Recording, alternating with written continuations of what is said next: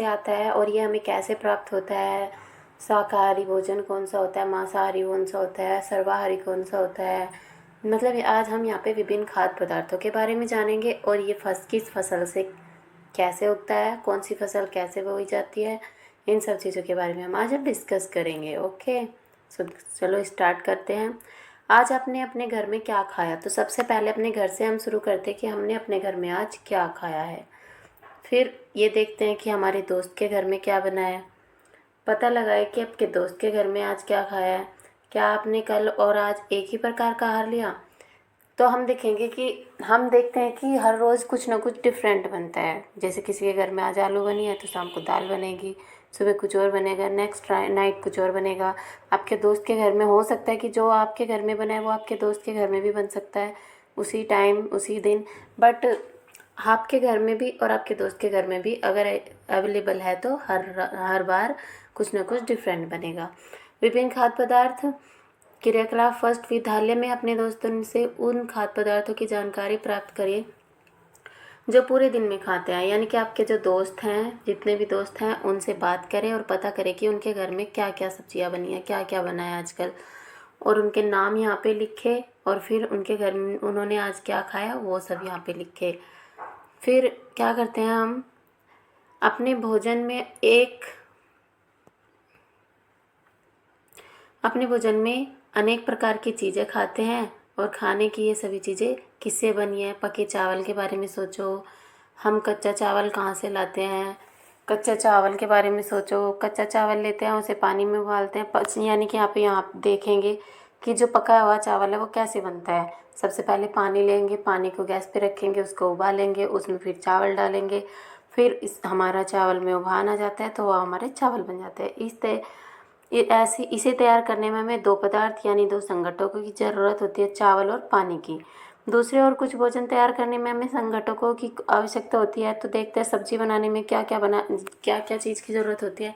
सब्जी बनाने के लिए हमें पानी, तेल, नमक, हल्दी, जीरा, एंड मिर्ची, टमाटर, इन सब चीज़ों की ज़रूरत पड़ती है। सेकेंड क्रियाकलाप क्या कहता है? सारणी 1.1 में सूचीबद्ध कुछ पदार्थों को छाटिए और अपने दोस्तों तथा घर में चर्चा करके जानकारी प्राप्त कीजिए कि इनको बनाने के लिए कौन कौन सी सामग्री चाहिए। इनको सारणी 1.2 में सूचीबद्ध कीजिए। वस्तु का नाम और उसमें प्रयुक्त कच्ची सामग्री कौन कौन सी जरूरी होती है। तो यहाँ पे खाद्य पदार्थ जैसे कि रोटी, यानी कि रोटी को हम चपाती भी बोलते हैं। तो रोटी को बनाने के लिए क्या क्या ज़रूरत पड़ती है? आटा, पानी।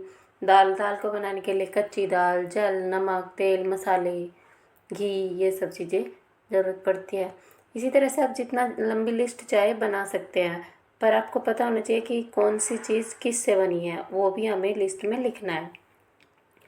हमने क्या देखा? कक्षा में चर्चा कीजिए कि क्या हम विभिन्न व्यंजनों में कुछ संघटक समान रूप से प्रयुक्त करते हैं। अच्छा, ये संघटक कहाँ से मिलते हैं? जैसे कि हर सब्जी को बनाने के लिए हमें तेल, घी, नमक, हल्दी, मिर्ची, इन सब चीज़ों की ज़रूरत पड़ती है। कोई भी सब्ज़ी इनके बिना नहीं बनती है। तो अब आप ये पता करें कि ये सब सामान आता कहाँ से है। निश्चित रूप से पौधों से ही आता है। गेहूँ और चावल का क्या स्रोत है, धान का क्या स्रोत है, इनकी खेती क्या है, ये सब चीज़ें कहाँ से आती है? ये सब चीज़ें भी पौधों से आती हैं। कुछ अन्य पदार्थ जैसे दूध, अंडा, मुर्गा, मछली, झींगा, मांस आदि हमें जंतुओं से प्राप्त होते हैं। तो क्रियाकलाप थर्ड में क्या है? आइए हम पूर्व सूचीबद्ध खाद्य पदार्थ एवं उनके संगठनों के स्रोत जानने का प्रयास करते हैं। तो कुछ उदाहरण 1.3 में दिए हुए हैं और कुछ उदाहरण इस सूची में जोड़िए। इसके रिक्त स्थानों की पूर्ति कीजिए। तो ये कौन सी फसल है भाई? सबसे पहले आप मुझे बताएं। ये है हमारी धान की फसल। धान की फसल कैसे होती है? धान की फसल के लिए सबसे पहले पौध बोई जाती है और धान की फसल सबको पता है कि जहाँ पे ज़्यादा पानी अवेलेबल होगा धान की फसल वहीं पे ही उगाई जा सकती है, क्योंकि पानी में खड़े होकर हम पौध को लगाते हैं तभी लाइन से, और फिर वो बड़े होकर धान की फसल बन जाती है। ओके, अब हम देखते हैं खाद्य व्यंजन संघटक। ये क्या है? फल फूल, ये कहाँ से मिलता है? पौधों से। ये क्या है? दाल, ये भी पौधों से। मुर्गा अंडा, जंतु से। तो खाद मद इडली, इडली किससे बनती है? चावल से बनती है, उड़द की दाल से बनती है, नमक से बनती है। क्या है इसका स्रोत? पौधा, यानी कि पादप। पादप को ही हम पौधा बोलते हैं। चिकन करी चिकन से बनती है। मसाला तेल, ये क्या है? जंतु है। यानी कि मसाला किससे मिलता है? पौधों से मिलता है। चिकन किससे मिलता है? जंतु से मिलता है। तेल घी भी पौधों से मिलता है। इसलिए दोनों चीज़ों की, दो चीज़ इसके स्रोत है, जंतु भी है और पौधे भी। खीर दूध से बनती है, चावल से बनती है, चीनी से बनती है। दूध जंतु का स्रोत है, पौधों से चावल और चीनी मिलती है। ओके। चीनी कैसे बनती है? गन्ने से बनती है। गन्ना कहाँ से आता है? पौधे के रूप में उगाया जाता है, फसल के रूप में उगाया जाता है। ओके। क्रियाकलाप 3 में हम क्या निष्कर्ष निकालते हैं? पौधे विभिन्न खाद्य संगठनों जैसे अन्य सब्जी फल इत्यादि के स्रोत है। जंतुओं से हमें दूध, मांस, अंडे और जल अन्य उत्पाद प्राप्त होते हैं। गाय, बकरी, भैंस दूध देने वाले सामान्य पशु है।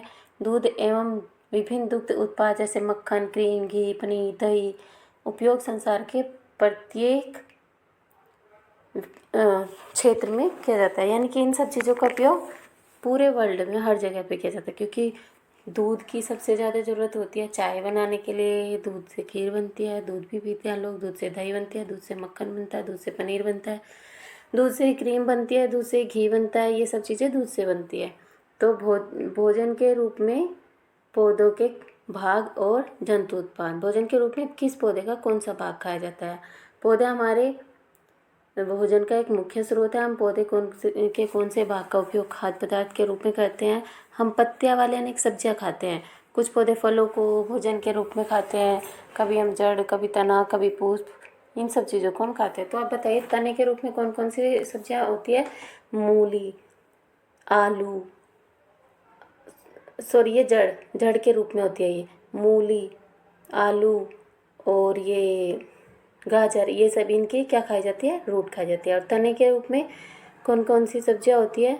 तने के रूप में जिसका हम तना खाते हैं, तना क्या होता है? जैसे कि ये है, ये पौधे का तना है। ये जो लाइन सी, ये डंडी सी है, ये तना है। ये पत्तियाँ है, ये पुष्प है और ये रूट है। रूट का मतलब जो ज़मीन के अंदर होती है वो होती है हमारी रूट वाली फसलें। या आलू ज़मीन के अंदर होता है, मूली ज़मीन के अंदर होती है, गाजर ज़मीन के अंदर होती है। तो इसके हम क्या खाते हैं? रूट खाते हैं। और ये यहाँ पे तने के रूप में हम क्या खाते हैं? जैसे कि हम कह सकते हैं तने के रूप में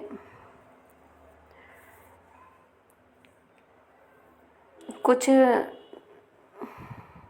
जैसे कि मसाले में कुछ मसाले तने के होते हैं, जो तने, जैसे कि दालचीनी, ये तने के रूप में पाया जाता है।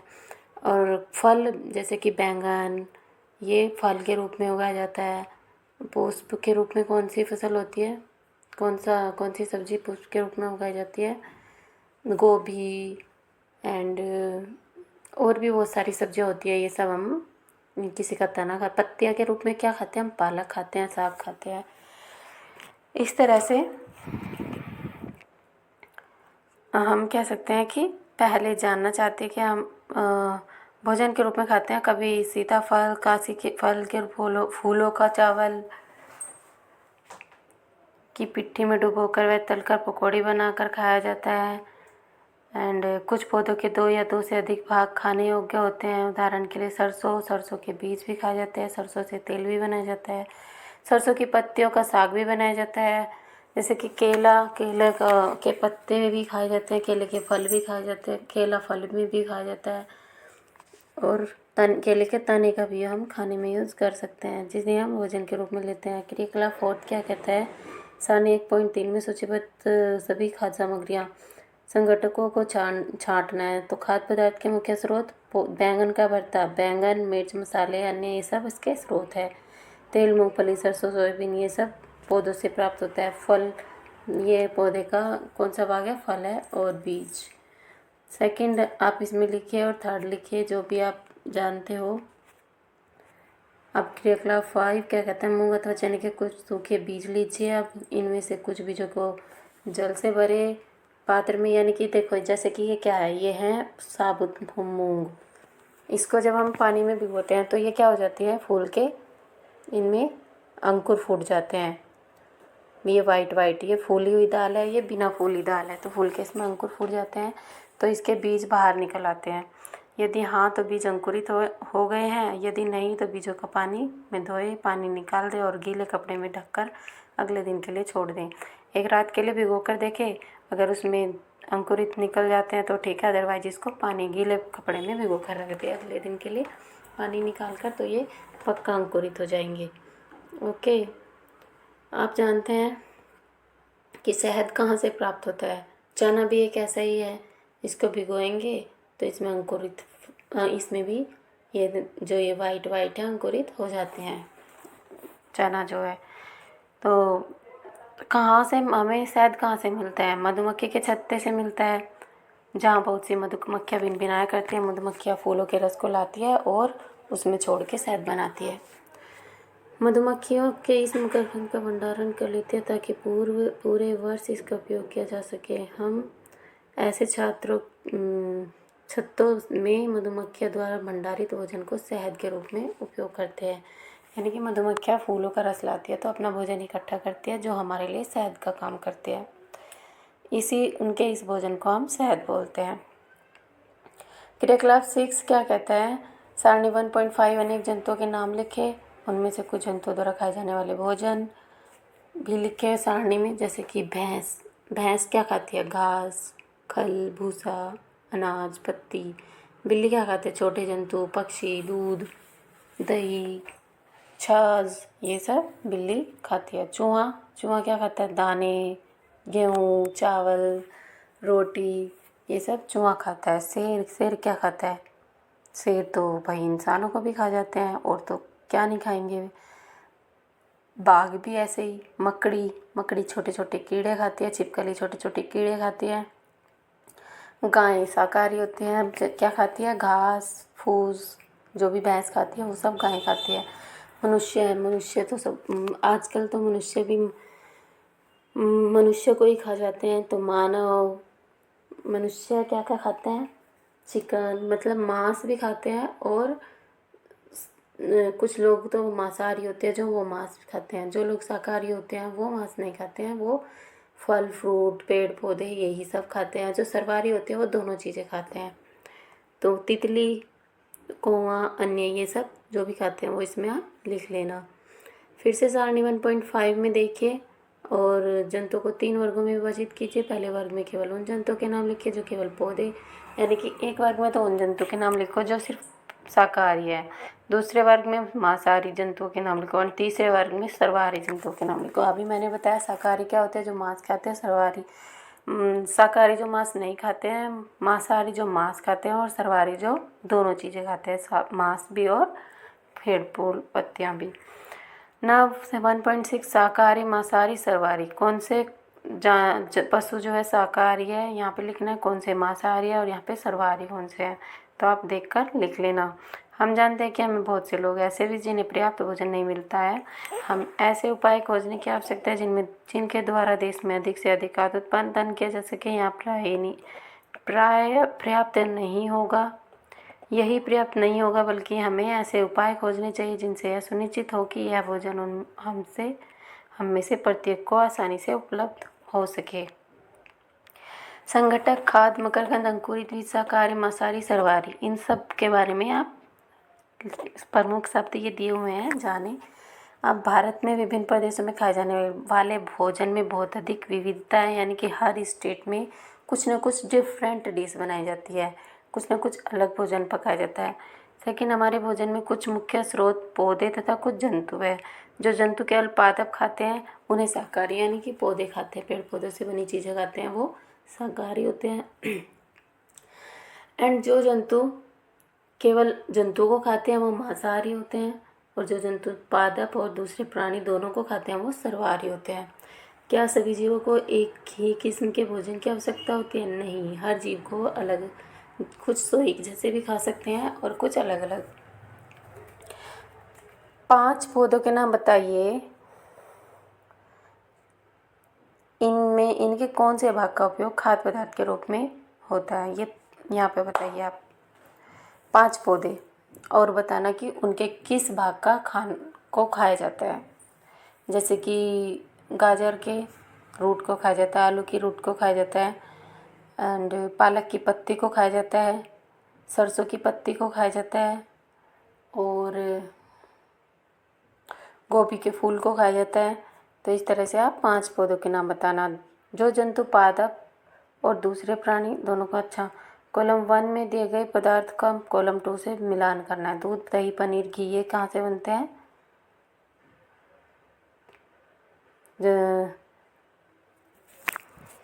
दूध, दही, पनीर, घी सभी क्या है? जंतु उत्पाद है। पालक, फूलगोभी, गाजर क्या है? पादप। शेर एवं बाघ दूसरे जंतुओं को खाते हैं। शाकाहारी सब ये पालक, फूलगोभी और गाजर क्या है? ये सब्जियां हैं। 1 मिनट, ये सब यहाँ पे देखिए, ये है जंतु, ये है सब्जियां, एंड ये हैं शेर और बाघ दूसरे जंतुओं को खाते हैं। शाकाहारी पादप एवं पादप उत्पाद खाते हैं जो शाकाहारी होते हैं। नाउ क्वेश्चन नंबर 4 कहता है दिए गए शब्दों में रिक्त स्थानों की पूर्ति करना है। तो आपने अभी सारा बुक पढ़ा, सारा लेसन पढ़ा, सॉरी। तो आप देखिए और बताइए कि कौन से रिक्त स्थान में क्या आएगा। बाघ एक क्या है? मांसाहारी है क्योंकि वो मांस खाता है। हिरन क्या है? पादप खाता है तो शाकाहारी है। तोता केवल क्या खाता है? पादप खाता है। जो दूध हम पीते हुए प्राय गाय, भैंस और बकरी से आता है, इसलिए यह क्या है? जंतु उत्पाद। हमें चीनी कहाँ से मिलती है? गन्ना से मिलती है।